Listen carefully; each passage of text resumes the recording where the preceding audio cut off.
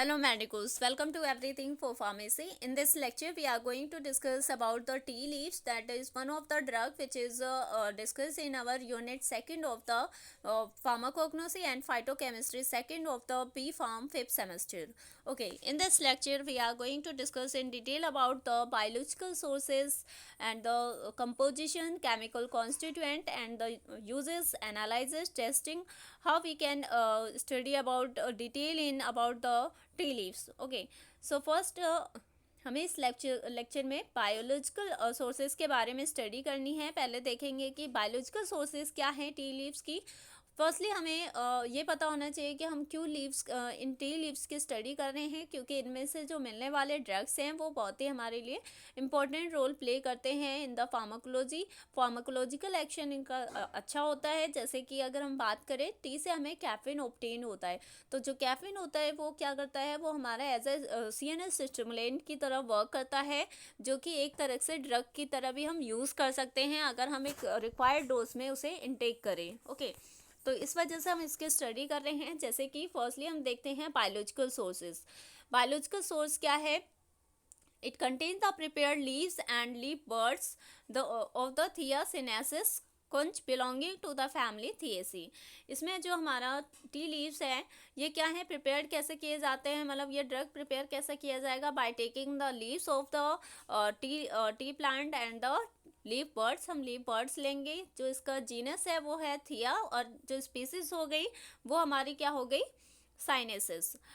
Okay, तो जो family है वो है थिएसी.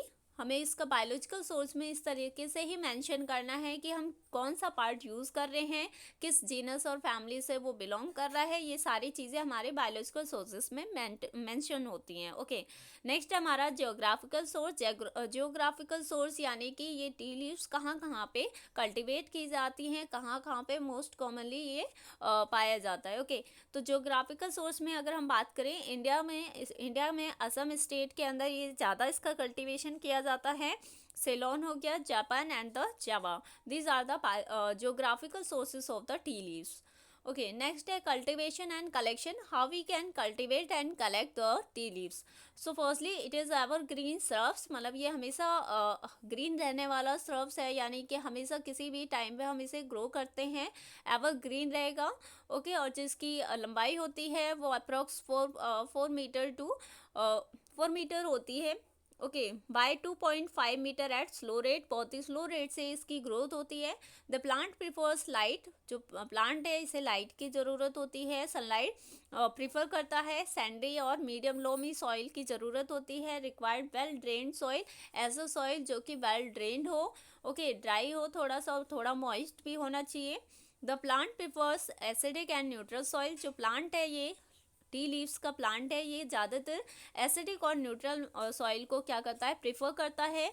एसिडिक टू न्यूट्रल मीडियम में हमारा क्या है, प्लांट की अच्छी ग्रोथ हो सकती है. Can grow even very in very acidic soil. कई बार ये ज़्यादातर एसिडिक सॉइल में, अगर कोई ज़्यादा ही एसिडिक सॉइल है तो उस केस में भी ये ग्रो कर जाते हैं. It can grow in semi said light would land, मतलब कि ऐसे सेमी सेड एरिया में भी ये ग्रो कर सकते हैं जहाँ पे थोड़ी सी सनलाइट कम होती है. Okay, requires moist soil and prefers pH between the 5 to 7. इन्हें मॉइस्ट सॉइल की रिक्वायरमेंट होती है. पीएच कितना होना चाहिए, 5 to 7 के रेंज में होना चाहिए. Okay, prefer the partial shade of the light, and the it is reported to tolerate an annual rainfall. और ये rainfall कितना tolerate कर सकते हैं, 70 to 310 centimetre. Average annual temperature कितना होना चाहिए इनके लिए, 14 to 27 डिग्री सेल्सियस, यानी कि हमारा जो नॉर्मल टेम्परेचर होता है इन्वायरमेंट का उस रेंज में फेवरेबल है ये कंडीशन इसके लिए. और पीएच रेंज कितना होना चाहिए, यहाँ पे जैसे कि 5 to 7 मेंशन किया है, तो हम यहाँ पे थोड़ा सा इसे पॉइंट वाइज अगर देखें तो 4.5 to 7.3 के बीच में रेंज कर सकता है. It prefers a wet summer and cool but not very frosty dry winter.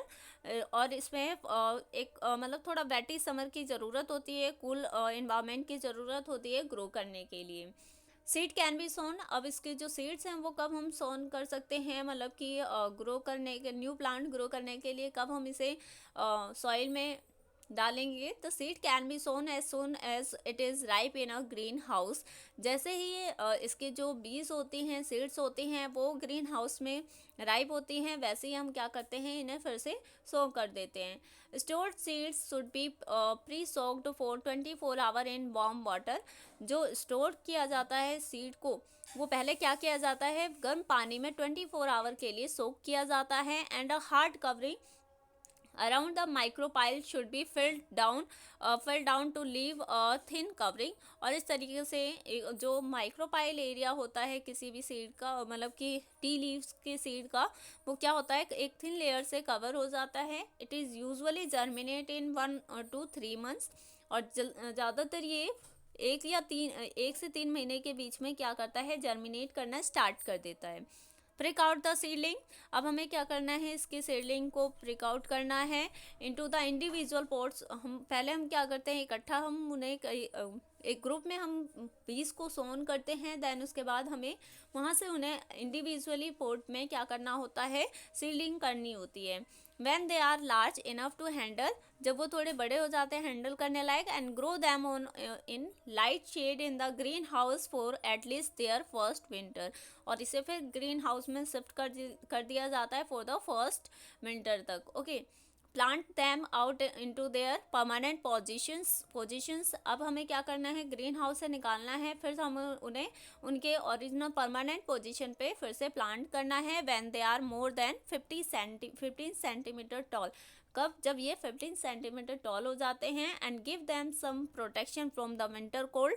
और इन्हें मतलब थोड़ा ठंड से प्रोटेक्शन की ज़रूरत होती है। फॉर देयर फर्स्ट ईयर और 3 आउटडोर्स, यानी कि उनके फर्स्ट साल या फिर 1 से 3 साल के बीच में इनकी जो ग्रोथ होती है, उसमें हमें इन्हें विंटर से बचाने की ज़रूरत होती है। Seedlings take 4 to 12 years before they start to produce seed. अब जो मतलब कि अगर हम बात करें एक सीड आने में इन्हें कितना टाइम लग जाएगा, 4 to 12 years लग जाते हैं, जब उन्हें सीडलिंग किया गया था, यानी कि वो उगे थे first time. Black tea is obtained by the fermenting the heap of fresh tea leaves and further drying with artificial heat। Black T कैसे obtain होती है, बाय फर्मेंटेशन करते हैं हम ऑफ द जो टी फ्रेश टी लीव्स होती हैं उसे फर्मेंट किया जाता है, और उसके बाद उसे फिर ड्राई किया जाता है, आर्टिफिशियल हीटिंग दी जाती है, जब जाके एक ब्लैक टी जो हम घरों में यूज़ करते हैं वो प्रिपेयर होती है। हम टी लीव्स को लेते हैं, उसे क्रश करते हैं, उसे बॉईल करते हैं। उसके बाद हम क्या करते हैं, बॉईल इसलिए किया जाता है क्योंकि उसमें कुछ एक्सेस ऑफ टेनिन्स होते हैं, उसे रिमूव करना होता है।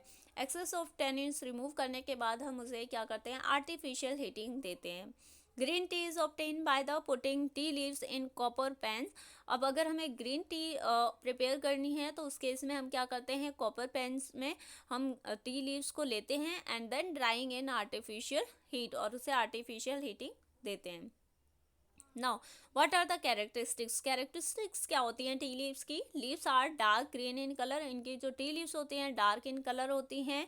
लैंसियोलेट और एलिप्टिकल ऑन और शॉर्ट स्टॉक्स। ये लैंसियोलेट इनका जो शेप होता है, टी शेप होता है, वो लैंसियोलेट और एलिप्टिकल फॉर्म में होता है।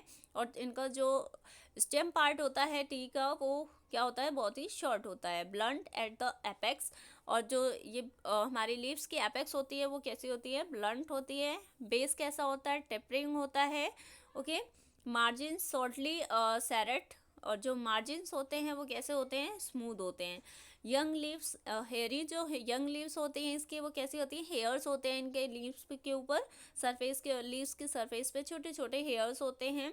Older leaves glabrous. जो ओल्डर जब हमारी जो टी लीव्स हैं जब वो ओल्डर हो जाती हैं तो वो ग्लैब्रस हो जाती है, यानी उनका सरफेस कैसा हो जाता है, शाइनी हो जाता है, स्मूथ हो जाता है। Okay, now what are the chemical constituent of the tea leaves. Tea leaves में कौन कौन से कॉन्स्टिट्यूएंट पाए जाते हैं। Tea leaves are rich source of the caffeine. Firstly जो टी लीव्स में हमें 1 to 5% क्या होता है, कैफीन मिलता है। It also contains theobromine theophylline in minor quantities. इनके अंदर थियोब्रोमिन थियोफाइलिन भी होता है थोड़ी बहुत क्वांटिटीज में। Okay, the colour of the tea leaf is due to the tannin. जो टी लीव्स का कलर आता है वो ड्यू टू द टैनिन होता है। Okay 10 to 20% gallotannic acid present होता है। Okay, the agreeable odour is due to the presence of a yellow volatile oil, और जो उसमें से हमें एक एग्रीएबल यानी कि एक्सेप्टेबल ऑर्डर आता है उस टी लीव से, वो इस वजह से आता है क्योंकि उसमें एक येलो वॉलेटाइल ऑयल प्रेजेंट होता है। The tea leaves also contain protein, और टी लीव्स के अंदर और भी चीज़ें होती हैं जैसे कि प्रोटीन हो गया, वैक्स हो गए, resins and the ash. Okay, these are the यहाँ पे हमारे कुछ कॉमन स्ट्रक्चर हैं, कैफीन, थियोब्रोमिन, थियोफाइलिन, तीनों में कुछ बेसिक डिफरेंस हैं, बाकी इनके जो स्ट्रक्चर हैं वो सिमिलर ही हैं। अगर हम देखें कैफीन में हमारे पास क्या है, यहाँ पे नाइट्रोजन ग्रुप पे क्या है, मिथाइल ग्रुप है तीनों में। लेकिन अगर हम बात करें थियोब्रोमिन में एक नाइट्रोजन के ऊपर क्या है, यहाँ पे मिथाइल ग्रुप रिमूव कर दिया गया है, और वहाँ पे हाइड्रोजन ने डिस्प्लेस कर दिया है मिथाइल ग्रुप को। यहाँ पे क्या है, इस पोजीशन पे हमारा जो 5 मेंबर रिंग है उसमें क्या किया गया है, मिथाइल ग्रुप को रिप्लेस कर दिया गया हाइड्रोजन से, बाकी 2 जगह पे फिर से मिथाइल ग्रुप है। This is the basic difference between the caffeine, theobromine and the theophylline. Okay,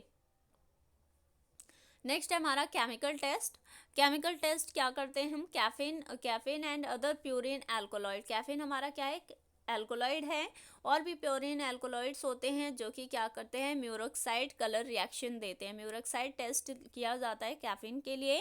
caffeine is taken in a petri dish. Firstly हमें क्या करना है, कैफीन को एक पेट्री डिश में लेना है, उसमें हमें हाइड्रोक्लोरिक एसिड डालना है, पोटेशियम क्लोराइड डालना है, एंड हीटेड टू ड्राइनेस। उसके बाद हमें उसे ड्राइनेस करने तक उसे हीट करना है। A purple color is obtained by exposing the residue to the vapors of the dilute ammonia। अगर हम डाइल्यूट अमोनिया उसमें डालेंगे तो वहाँ पे क्या होगा, वो पर्पल कलर रेजिड्यू दिखेगा। And in addition of the fixed alkali the purple colour disappears. अगर हम एल्कली को क्या कर दे कुछ टाइम के लिए और उसमें ऐड कर दे तो वो पर्पल कलर क्या हो जाता है, डिसअपियर हो जाता है, वहाँ से गायब हो जाएगा। इट मीन्स कि हमारा जो प्रोडक्ट मिला है, जो भी केमिकल कॉन्स्टिट्यूएंट हमने सेपरेट किया है, उसमें कैफीन प्रेजेंट है। Caffeine also produce white precipitate with the tannic acid solution, और कैफीन हमारा वाइट प्रेसिपिटेट भी शो करता है अगर हम उसमें क्या करें, फिर से उसमें टैनिक एसिड का सॉल्यूशन ऐड करें। Now what are the uses क्या हैं इसके, it is used as a stimulant. Firstly मैंने लेक्चर के स्टार्टिंग में ही बोला कि ये एज अ स्टिमुलेंट यूज़ किया जाता है। ओके, एस्ट्रिंजेंट की तरह यूज़ किया जाता है। एस्ट्रिंजेंट यानी कि जो प्रोटीन को प्रेसिपिटेट कर देता है, and also as a diuretic, और एज अ डायोरेटिक भी यूज़ किया जाता है। डायोरेटिक मतलब कि हमारे क्या होते हैं, ये यूरिनेशन प्रोसेस को इन्हांस करते हैं, यानी कि यूरिन वॉल्यूम को इंक्रीज कर देते हैं। Okay, thank you so much. In next lecture we will discuss about in detail other drugs. Okay, please share with your friends and colleagues also.